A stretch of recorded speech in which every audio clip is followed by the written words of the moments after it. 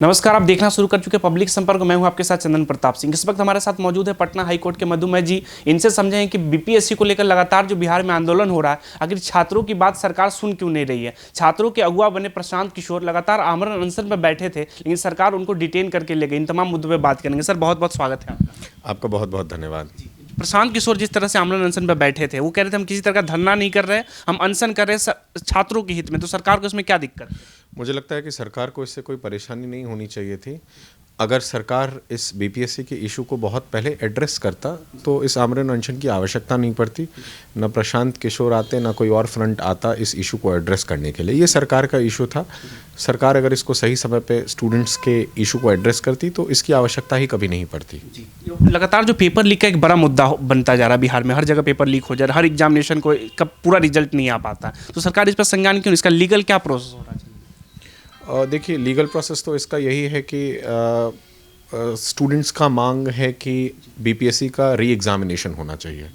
और मेरा मानना है कि सरकार ने एक सेंटर पे, एक बहुत बड़ा सेंटर पे, इनफैक्ट जो कईक सेंटर के बराबर है, 22 सेंटर के बराबर है, उस सेंटर पे री एग्जामिनेशन करके अपनी गलती को एडमिट कर लिया कि यहाँ गलती हुई है, कहीं ना कहीं कोताही हुई है।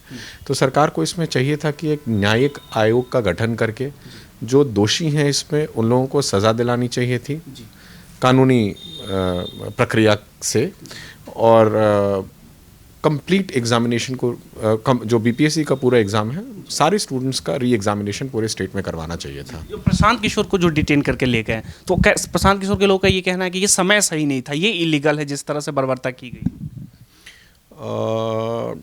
देखिए, अब मैं यहाँ पे बोलूँगा इलीगल तो कहना गलत होगा, क्योंकि कहीं भी धरना या कहीं भी आपको बैठने के लिए, अगर आप आमरण अनशन पे भी बैठ रहे हैं और किसी पब्लिक प्लेस पे बैठ रहे हैं तो उसके लिए सरकार का परमिशन की ज़रूरत होती है। जहाँ तक मुझे मीडिया बंधुओं के ही माध्यम से जानकारी प्राप्त हुई है कि प्रशांत किशोर जी के पास वो परमिशन नहीं था। उनको कई एक बार नोटिस भी दिया गया इस विषय पर कि आप जो है इस जगह को खाली कीजिए, यहाँ पे आप अनशन नहीं कर सकते हैं। तो उसको उनको परमिशन नहीं मिल पाया। कई एक नोटिस के बाद में जो पुलिस पदाधिकारी हैं, ऊपर से आई डायरेक्शन के आधार पे उन्होंने उनको डिटेन कर लिया। तो ये भी प्रक्रिया सरकार की तरफ से अगर थी, अगर पुलिस को लग रहा था कि नहीं यहाँ पे एक लॉ एंड ऑर्डर का सिचुएशन हो सकता है, इसलिए इनको डिटेन करना आवश्यक है, तो मैं उस पर तो कुछ नहीं बोलूँगा। पर आमरण अनशन करना गलत नहीं है। ये तो बहुत पहले से आमरण अनशन, गांधी जी के समय से आमरण अनशन होता आ रहा है। अन्ना हजारे साहब ने भी आमरण अनशन किया था। तो आमरण अनशन करना गलत नहीं है। वो एक नॉन वायलेंट तरीके से आप प्रोटेस्ट कर रहे थे, तो that is okay, that is absolutely fine. He can, democracy में तो राइट भी तो है। Of course it is being done since past, अंग्रेज़ों के समय से होता आ रहा है, तो ये कहीं भी गलत नहीं है। पुलिस जो उनको लेकर घूमती रही, उनका भी आरोप लगाना है कि जब बगल में पीएमसीएच है, उनको छोड़कर एम्स तक लेकर गए, बहुत दूर तक लेकर लगातार उनको घूम रही थी, गुमराह करने के लिए कई एम्बुलेंस को छोड़ दिया गया था। ये कितना सही है? इस चीज़ को एडमिट किया गया। अब पता नहीं, शायद कुछ प्रेस भी रिलीज़ हुआ है पुलिस पदाधिकारियों की तरफ से। प्रशांत किशोर जी के समर्थक की संख्या बहुत ज़्यादा थी। इस वजह से मुझे लगता है कि शायद उसको उनसे दूर करने के लिए इतना घुमाया गया, जो कि गलत है। ऐसा नहीं करना चाहिए था। उनको कानूनी प्रक्रिया के अंतर्गत तो ऐसा नहीं होना चाहिए था। अब किस वजह से ऐसा किया गया, बेहतर वही समझ सकते हैं। मैं तो इस विषय पे ज़्यादा कुछ नहीं बोल सकता हूँ। जो शाम तक प्रशांत जेल जा चुके थे, लेकिन कोर्ट की अपनी प्रक्रिया होती है कि अगर शाम हो गया तो आम आदमी तो यही है कि कल होकर अब बेल होगा, लेकिन वो एक रात भी जेल में नहीं रहे, वहाँ से लौट आए। तो ये कैसे कानून भेदभाव कर रहा है? ये सबके लिए एक ही कानून है? नहीं, कानून सबके लिए एक ही है। कहीं ना कहीं मुझे लगता है इस विषय पे मिसअंडरस्टैंडिंग हुई थी। ये बेलेबल ऑफेंस के, अब क्योंकि मैंने एफआईआर पढ़ा नहीं, मुझे तो मीडिया के ही माध्यम से, यूट्यूब के ही माध्यम से भी पता चला कि जो उनके वकील है, शायद उनको भी एफआईआर उपलब्ध नहीं हो पाया था उस समय तक, बाद में या अभी शायद उपलब्ध हो गया हो। तो बेलेबल ऑफेंस था, तो डिटेंशन का तो कोई सवाल ही नहीं पैदा होता। तो कहीं कुछ गलतफहमी पैदा हो गई थी, जिस वजह से जो भी उनको बेल लेने में समय लगा वो लगा। एक फुटेज बार बार आया कि डीएम जो है पटना के, वो छात्र पे हाथ चलाते नजर आए, फुटेज उनका वायरल भी हो रहा है। तो ये कितना तक सही लग रहा है आपको? ये गलत है। छात्र अभी पीड़ित हैं। छात्रों पे हाथ उठाना, छात्रों पे मारना, एक तो पहले से ही वो परेशान चले आ रहे हैं। उनकी सारी मेहनत, सारा कुछ जो है वो everything is at stake of the students of Bihar. और ऊपर से प्रशासन को इस चीज़ को लेकर के संवेदनशील होना चाहिए, ना कि उल्टा छात्रों पे हाथ उठाना चाहिए, ये गलत है। ये सदर एसपी सूटी शेरावत जिस तरह से बर्बरता से लाठी चलवाई, डिटेन कर लिया कई छात्रों को, इतनी ठंड में पानी का बौछार करवा दिया, तो ये मांग ही तो कर रहे थे छात्र। मैं फिर से बोलूँ तो एक शांतिपूर्ण आंदोलन हो रहा था। सिटी एसपी का इसको सरकार को संवेदनशील तरीके से एड्रेस करना चाहिए था, इस प्रॉब्लम को, इसका सॉल्यूशन निकालना चाहिए था, न्यायिक आयोग का गठन करना चाहिए था, या और कोई रास्ता जो सरकार के पास बेहतर हो उसको अपना करके स्टूडेंट्स के इश्यूज़ को एड्रेस करना चाहिए था, ना कि लाठी चार्ज कर देना तो चाहिए। मामला कोर्ट में गया है, तो क्या लग रहा है आगे क्या दिशा होगी इसी? मुझे लगता है कि अब क्योंकि न्यायालय के पास ये मामला चला गया है, मुझे लगता है ये इस पे अब कुछ कि न्यायालय क्या करेगी ये तो डिपेंड करता है कि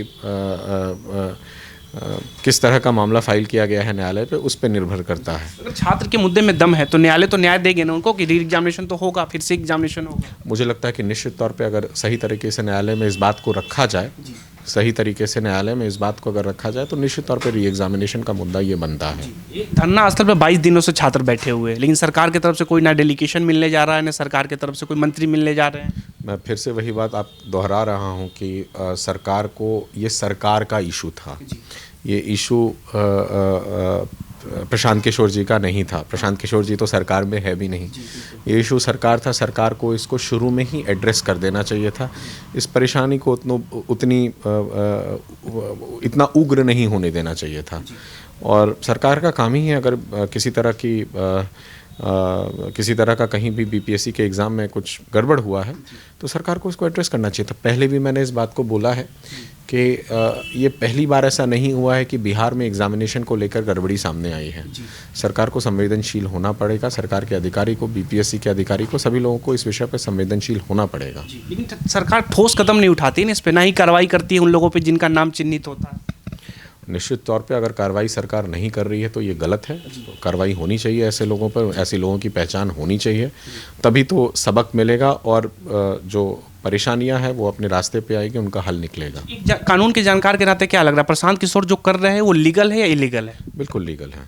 प्रशांत किशोर कुछ भी ऐसा गलत नहीं कर रहे हैं। अगर आप कानूनी रूप से मुझसे प्रश्न कर रहे हैं तो प्रशांत किशोर जो कर रहे हैं वो बिल्कुल गलत नहीं है, किसी भी रूप में गलत नहीं है।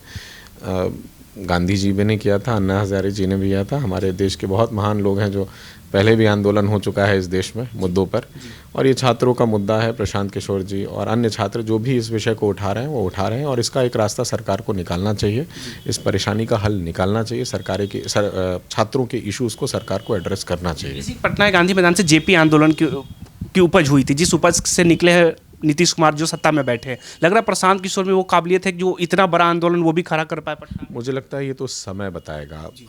मुझे लगता है कि ये कहना कि प्रशांत किशोर जी का ये आंदोलन है, ये नहीं है, ये छात्रों का आंदोलन है।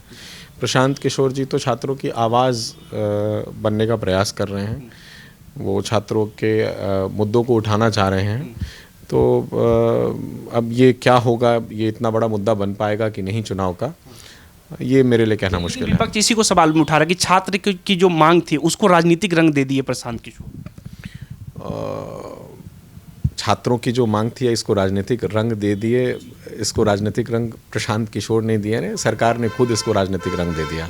सरकार चाहती तो ये इशू उसी समय रिजॉल्व हो जाता, ये आंदोलन की आवश्यकता ही नहीं पड़ती। तो इसके लिए जिम्मेदार प्रशांत किशोर जी नहीं है, इसके लिए कोई अन्य व्यक्ति जिम्मेदार नहीं है, इसके लिए सरकार खुद जिम्मेदार है। तो आप सुन रहे थे मधुमेह जी को, जो लीगल पक्ष रख रहे थे कि प्रशांत किशोर कैसे जेल के चौराहे से बाहर निकल आए। अब अपनी राय में जरूर बताएं कि सरकार आखिर संज्ञान क्यों नहीं ले रही है। अगर छात्र लोकतंत्र में अपनी मांग रख रहे हैं तो सरकार को सुननी चाहिए या नहीं सुननी चाहिए। धन्यवाद।